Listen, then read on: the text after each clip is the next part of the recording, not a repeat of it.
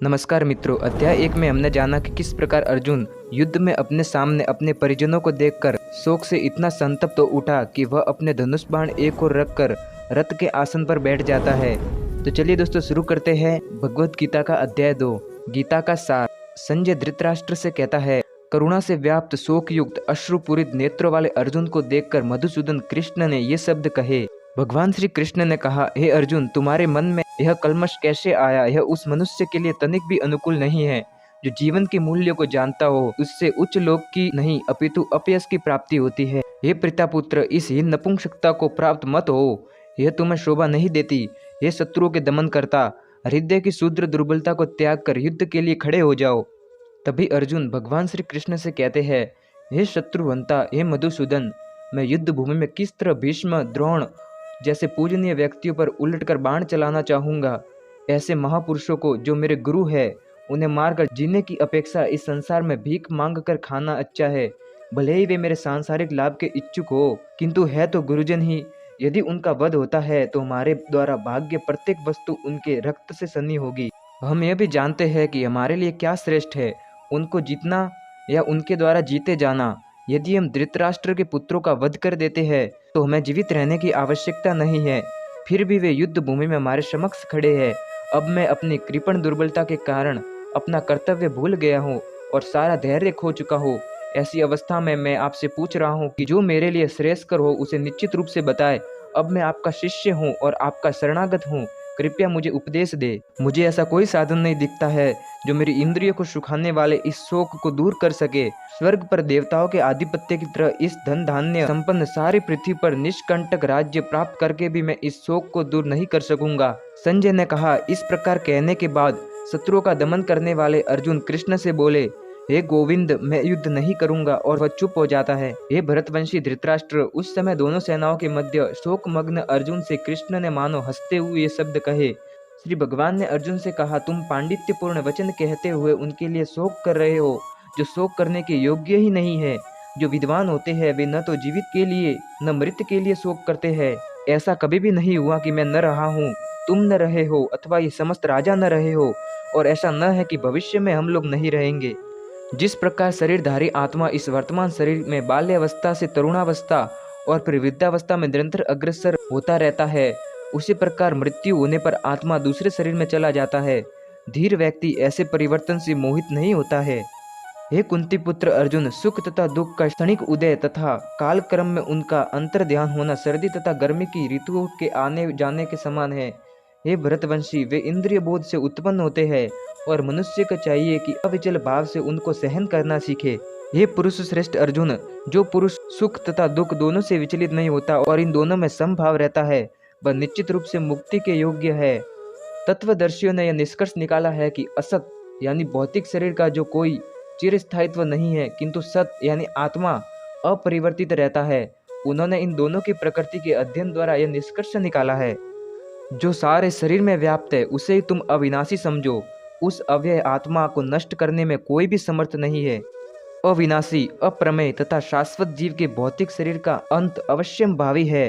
अतः हे भरतवंशी, तुम युद्ध करो। जो इस जीवात्मा को मारने वाला समझता है तथा जो इसे मरा हुआ समझता है, वे दोनों ही अज्ञानी होते हैं, क्योंकि आत्मा को न तो मारा जा सकता है और न ही जीवित किया जा सकता है, क्योंकि आत्मा न तो मारता है और न ही मारा जाता है। आत्मा के लिए किसी भी काल में न तो जन्म है न मृत्यु है। वह न तो कभी जन्म लेता न कभी मरता है। वह अजन्मा, नित्य, शाश्वत तथा पुरातन है। शरीर के मारे जाने पर भी वह मारा नहीं जाता। हे पार्थ, जो व्यक्ति ये जानता है कि आत्मा अविनाशी, अजन्मा, शाश्वत तथा अव्यय है, वह भला किसी को कैसे मार सकता है या मरवा सकता है? जिस प्रकार मनुष्य पुराने वस्त्रों को त्याग कर नए वस्त्रों को धारण करता है, उसी प्रकार आत्मा पुराने व्यर्थ के शरीरों को त्याग कर नवीन भौतिक शरीर धारण करता है। यह आत्मा को न तो कभी किसी शस्त्र द्वारा खंड खंड किया जा सकता है, न अग्नि द्वारा जलाया जा सकता है, न जल द्वारा भिगोया जा सकता है, न वायु द्वारा सुखाया जा सकता है। यह आत्मा अखंडित तथा अघुलनशील है। इसे न तो जलाया जा सकता है, न ही सुखाया जा सकता है। यह शाश्वत, सर्वव्यापी, अविकारी, स्थिर, सदैव एक सा रहने वाला है। यह आत्मा अव्यक्त, अकल्पनीय तथा अपरिवर्तनीय कहा जा सकता है। यह जानकर तुम्हें शरीर के लिए शोक नहीं करना चाहिए पार्थ। किंतु यदि तुम ये सोचते हो कि आत्मा अथवा जीवन का लक्षण सदा जन्म लेता है, सदा मरता है, तो भी हे महाबाहु तुम्हें शोक करने का कोई कारण नहीं है। जिसने जन्म लिया उसकी मृत्यु निश्चित है और मृत्यु के पश्चात पुनर्जन्म भी निश्चित है। अतः अपने अपरिहार्य कर्तव्य पालन में तुम्हें शोक नहीं करना चाहिए। सारे जीव प्रारंभ से ही अव्यक्त रहते हैं, मध्य अवस्था में व्यक्त होते हैं और विनष्ट होने पर पुनः अव्यक्त हो जाते हैं। अतः शोक करने की क्या आवश्यकता है। कोई आत्मा को आश्चर्य से देखता है, कोई इसे आश्चर्य की तरह बताता है तथा कोई इसे आश्चर्य की तरह सुनाता है, किंतु कोई कोई इसके विषय में सुनकर भी कुछ नहीं समझ पाते। हे भरतवंशी, शरीर में रहने वाले का कभी भी वध नहीं किया जा सकता, अतः तुम्हें किसी भी जीव के लिए शोक करने की आवश्यकता नहीं है। क्षत्रिय होने के नाते अपने विशिष्ट धर्म का विचार करते हुए तुम्हें जानना चाहिए कि धर्म के लिए युद्ध करने से बढ़कर तुम्हारे लिए अन्य कोई उपयोगी कार्य नहीं है, अतः तुम्हें संकोच करने की आवश्यकता नहीं है। हे पार्थ, वे क्षत्रिय सुखी है जिन्हें युद्ध के अवसर अपने आप प्राप्त होते हैं, जिससे उनके लिए स्वर्गलोक के द्वार खुल जाते हैं। किंतु यद्यपि तुम युद्ध करने के स्वधर्म को संपन्न नहीं करते तो तुम्हें निश्चित रूप से अपने कर्तव्यों की उपेक्षा करने का पाप लगेगा और तुम योद्धा के रूप में भी अपना यश खो दोगे। लोग सदैव तुम्हारे अपयश का वर्णन करेंगे और सम्मानित व्यक्ति के लिए अपयश तो मृत्यु से भी बढ़कर है।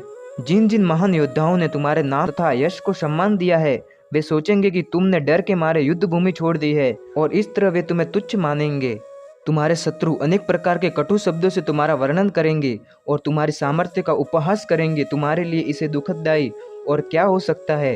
हे कुंती पुत्र, तुम यदि युद्ध में मारे जाओगे तो स्वर्ग को प्राप्त करोगे, यदि तुम जीत जाओगे तो पृथ्वी के साम्राज्य का भोग करोगे। अतः दृढ़ संकल्प करके खड़े हो जाओ और युद्ध करो। तुम सुख या दुख, हानि या लाभ, विजय या पराजय का विचार किए बिना युद्ध के लिए युद्ध करो। ऐसा करने पर तुम्हें कोई पाप नहीं लगेगा। यहाँ मैंने वैश्लेषिक अध्ययन द्वारा इस ज्ञान का वर्णन किया है। अब निष्काम भाव से कर्म करना तुम्हें बता रहा हूँ, उसे सुनो।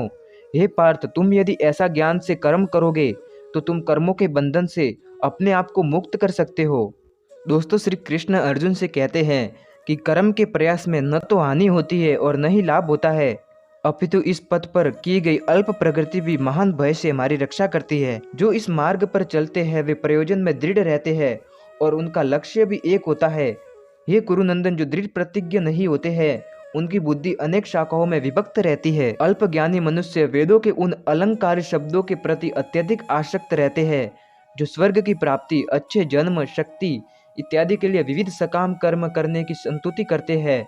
इंद्रिय तृप्ति तथा ऐश्वर्यमय जीवन की अभिलाषा के कारण वे कहते हैं कि तुमसे बढ़कर और कुछ नहीं है। जो लोग इंद्रिय भोग तथा भौतिक ऐश्वर्य के प्रति अत्यधिक आसक्त होने से ऐसी वस्तुओं से मोहग्रस्त हो जाते हैं, उनके मनों में भगवान के प्रति भक्ति का दृढ़ निश्चय नहीं होता है।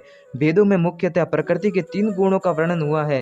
हे अर्जुन, इन तीनों गुणों से ऊपर उठो। समस्त द्वैतों और लाभ तथा सुरक्षा की सारी चिंताओं से मुक्त होकर आत्मपरायण बनो। एक छोटे से कूप का सारा कार्य एक विशाल जलाशय से तुरंत पूरा हो जाता है। इसी प्रकार वेदों के आंतरिक तात्पर्य जानने वाले को उसके सारे प्रयोजन सिद्ध हो जाते हैं।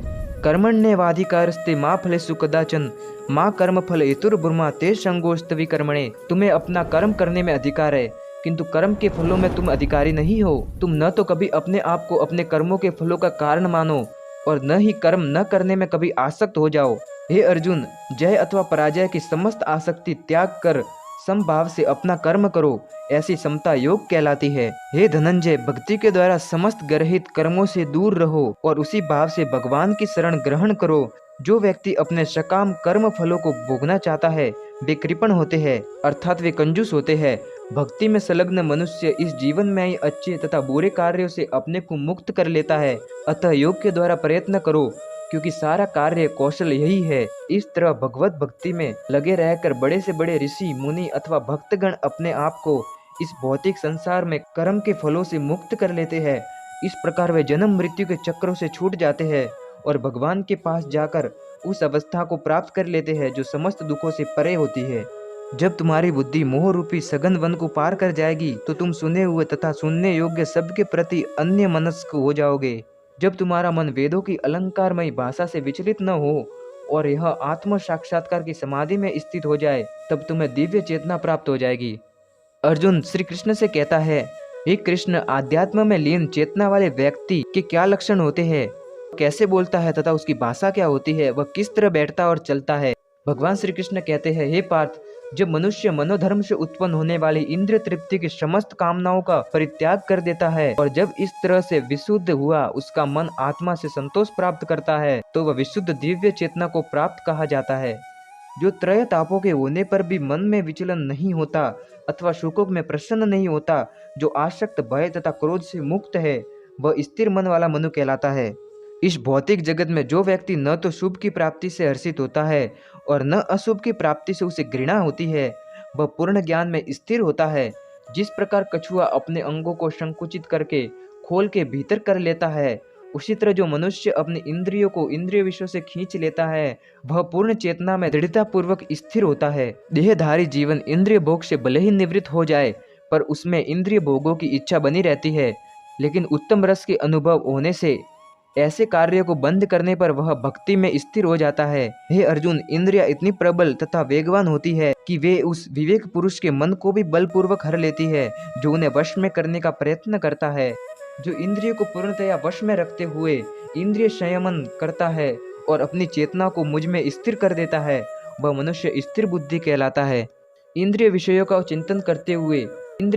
चिंतन करते हुए मनुष्य की उसमें आसक्ति उत्पन्न हो जाती है और ऐसी आसक्ति से काम उत्पन्न होता है और फिर काम से क्रोध प्रकट होता है। क्रोध से पूर्ण मोह उत्पन्न हो जाता है और मोह से स्मरण शक्ति भी भ्रम हो जाती है।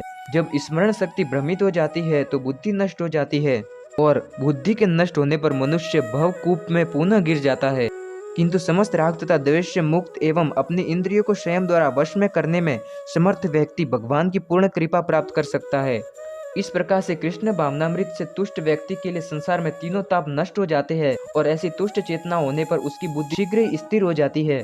जो कृष्ण भावनामृत में परमेश्वर से संबंधित नहीं है, उसकी न तो बुद्धि दिव्य होती है और न ही मन स्थिर होता है, जिसके बिना शांति की कोई संभावना नहीं है। शांति के बिना सुख हो भी कैसे सकता है। जिस प्रकार पानी में तैरती नाव को प्रचंड वायु दूर बहा ले जाती है, उसी प्रकार विचरणशील इंद्रियों में से कोई एक जिस पर मन निरंतर लगा रहता है, मनुष्य की बुद्धि को हर लेती है। अतः हे महाबाहु, जिस पुरुष की इंद्रियां अपने अपने विषयों से सब प्रकार से विरत होकर उसके वश में है, उसी की बुद्धि निसंदेह स्थिर है। जो सब जीवों के लिए रात्रि है वह आत्म संयमी के जागने का समय है और जो समस्त जीवों के जागने का समय है वह आत्म निरीक्षक मुनि के लिए रात्रि है। जो पुरुष समुद्र में निरंतर प्रवेश करते रहने वाली नदियों के समान इच्छाओं के निरंतर प्रवाह से विचलित नहीं होता है और सदैव स्थिर बना रहता है, वही शांति प्राप्त कर सकता है। वह नहीं जो इच्छाओं को तुष्ट करने की चेष्टा करता हो। जिस व्यक्ति ने इंद्रिय तृप्ति की समस्त इच्छाओं का परित्याग कर दिया है, जो इच्छाओं से रहित होता है और जिसने सारी ममता त्याग दी है तथा अहंकार से रहित है, वह वास्तविक शांति को प्राप्त कर सकता है। यह आध्यात्मिक तथा ईश्वरीय जीवन का पथ है, जिसे प्राप्त करके मनुष्य मोहित नहीं होता। यदि कोई जीवन के अंतिम समय भी इस तरह स्थित हो तो वह भगवत धाम में प्रवेश कर सकता है। दोस्तों, भगवत गीता का द्वितीय अध्याय यहीं पर समाप्त होता है।